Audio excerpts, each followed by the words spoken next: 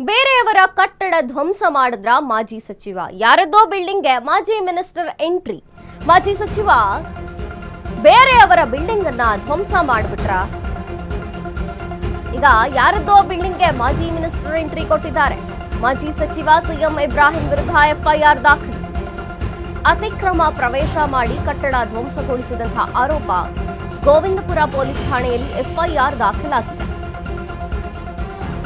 ಮೊಹಮ್ಮದ್ ಇಮಾಮ್ ಎಂಬುವಂಥವರಿಗೆ ಸೇರಿದಂತಹ ಕಟ್ಟಡವಾಗಿತ್ತು ಇದು. ನಾಗಾವರ ವಿಲೇಜ್ ಕಸಬಾ ಹೋಬಳಿಯಲ್ಲಿದೆ ಈ ಬಿಲ್ಡಿಂಗ್.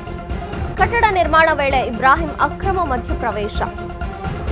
ನ್ಯಾಯಾಲಯದ ಅನುಮತಿಯನ್ನ ಪಡೆದು ಈಗ ಎಫ್ಐಆರ್ ಅನ್ನು ದಾಖಲಿಸಿಕೊಂಡಿದ್ದಾರೆ. ಸಿಎಂ ಇಬ್ರಾಹಿಂ ವಿರುದ್ಧ ಕ್ರಮಕ್ಕೆ ಇಮಾಮ್ ಒತ್ತಾಯಿಸಿದ್ದಾರೆ. ಮೊಹಮ್ಮದ್ ಇಮಾಮ್ ಅವರಿಗೆ ಸೇರಿದಂತಹ ಬಿಲ್ಡಿಂಗ್ ಅಂತೆ ಇದು. ಗೋವಿಂದಪುರ ಪೊಲೀಸ್ ಠಾಣೆಯಲ್ಲಿ ಈಗ ಎಫ್ಐಆರ್ ದಾಖಲಾಗಿದೆ. ಬೇರೆಯವರ ಕಟ್ಟಡ ಧ್ವಂಸಕ್ಕೆ ಮುಂದಾದ್ರ ಅಂತ. ಯಾರ್ದೋ ಬಿಲ್ಡಿಂಗು ಈಗ ಮಾಜಿ ಮಿನಿಸ್ಟರ್ ಎಂಟ್ರಿ ಕೊಟ್ಟಿದ್ದಾರೆ. ಮಾಜಿ ಸಚಿವ ಸಿಎಂ ಇಬ್ರಾಹಿಂ ವಿರುದ್ಧ ಈಗ ಎಫ್ಐಆರ್ ದಾಖಲಾಗಿದೆ. ಅತಿಕ್ರಮ ಪ್ರವೇಶ ಮಾಡಿ ಕಟ್ಟಡವನ್ನ ಧ್ವಂಸಗೊಳಿಸುತ್ತಿದ್ದಾರೆ ಅಂತ ಆರೋಪವನ್ನ ಮಾಡಲಾಗಿದೆ. ಗೋವಿಂದಪುರ ಪೊಲೀಸ್ ಠಾಣೆಯಲ್ಲಿ ಎಫ್ಐಆರ್ ದಾಖಲಾಗಿದೆ.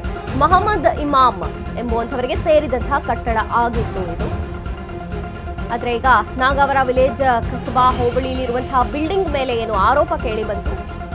ಇಬ್ರಾಹಿಂ ಅಕ್ರಮ ಮಧ್ಯಪ್ರವೇಶ ಮಾಡಿ ಕಟ್ಟಡ ನಿರ್ಮಾಣವನ್ನು ಧ್ವಂಸ ಮಾಡ್ತಿದ್ದಾರೆ ಅನ್ನುವಂಥದ್ದು. ಈಗ ನ್ಯಾಯಾಲಯದ ಅನುಮತಿಯನ್ನು ಪಡೆದುಕೊಂಡು ಎಫ್ಐಆರ್ ಅನ್ನು ದಾಖಲು ಮಾಡಿಕೊಳ್ಳಲಾಗಿದೆ. ಸಿಎಂ ಇಬ್ರಾಹಿಂ ವಿರುದ್ಧ ಕ್ರಮಕ್ಕೆ ಇಮಾಮ್ ಒತ್ತಾಯಿಸಿದ್ದಾರೆ. ಬೇರೆಯವರ ಕಟ್ಟಡ ಧ್ವಂಸ ಮಾಡೋದಕ್ಕೆ ಮುಂದಾದ್ರ ಹಾಗಾದ್ರೆ ಸಿಎಂ ಇಬ್ರಾಹಿಂ ಅನ್ನುವಂಥದ್ದು. ಯಾರದ್ದೋ ಬಿಲ್ಡಿಂಗ್ಗೆ ಮಾಜಿ ಮಿನಿಸ್ಟರ್ ಎಂಟ್ರಿ ಕೊಟ್ಟು ಅತಿಕ್ರಮಣ ಪ್ರವೇಶ ಮಾಡಿಬಿಟ್ರ ಅಂತ. ಈಗ ಗೋವಿಂದಪುರ ಪೊಲೀಸ್ ಠಾಣೆಯಲ್ಲಿ ಅವರ ವಿರುದ್ಧ ಎಫ್ಐಆರ್ ದಾಖಲಾಗಿದೆ. ಅತಿಕ್ರಮ ಪ್ರವೇಶ ಮಾಡಿ ಕಟ್ಟಡವನ್ನ ಧ್ವಂಸಗೊಳಿಸೋದಕ್ಕೆ ಪ್ರಯತ್ನ ಮಾಡಿದ್ರು ಅಂತ ಆರೋಪ ಕೇಳಿ ಬರ್ತಿದೆ.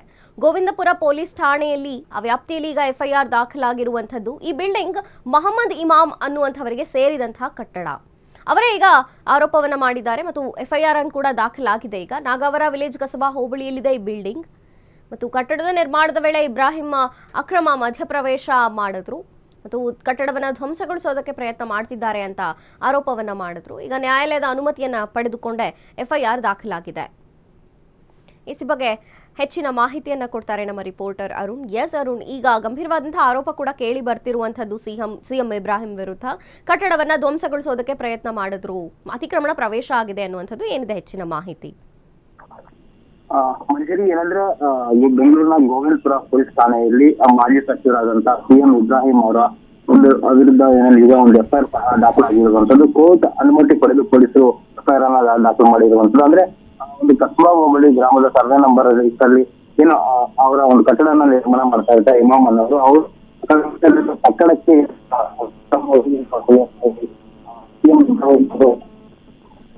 ಪೊಲೀಸ್ ಠಾಣೆಗೆ ದೂರನ್ನ ಕೊಟ್ಟಿರ್ತಾರೆ. ಮತ್ತೆ ಕಟ್ಟಡವನ್ನ ನಿರ್ಮಾಣ ಮಾಡಬೇಕಾದ್ರೆ ಸಿಎಂ ಇಬ್ರಾಹಿಂ ಅವರ ಅನುಮತಿ ಸಂಪರ್ಕ ಕಡಿತಗೊಂಡಿದೆ. ಸಿಎಂ ಇಬ್ರಾಹಿಂ ವಿರುದ್ಧ ಈಗ ಕ್ರಮಕ್ಕೆ ಒತ್ತಾಯಿಸಿದ್ದಾರೆ. ಆರೋಪವನ್ನು ಮಾಡಲಾಗಿದೆ. ಅತಿಕ್ರಮಣ ಪ್ರವೇಶ ಮಾಡಿ ಕಟ್ಟಡವನ್ನು ಧ್ವಂಸಗೊಳಿಸಿದಂತಹ ಆರೋಪವನ್ನು ಎದುರಿಸುತ್ತಿದ್ದಾರೆ.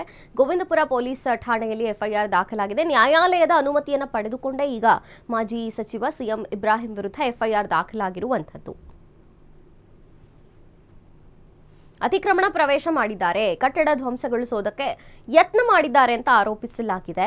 ಇದು ಮೊಹಮ್ಮದ್ ಇಮಾಮ್ ಅವರಿಗೆ ಸೇರಿದಂತಹ ಕಟ್ಟಡ ಆಗಿದೆ.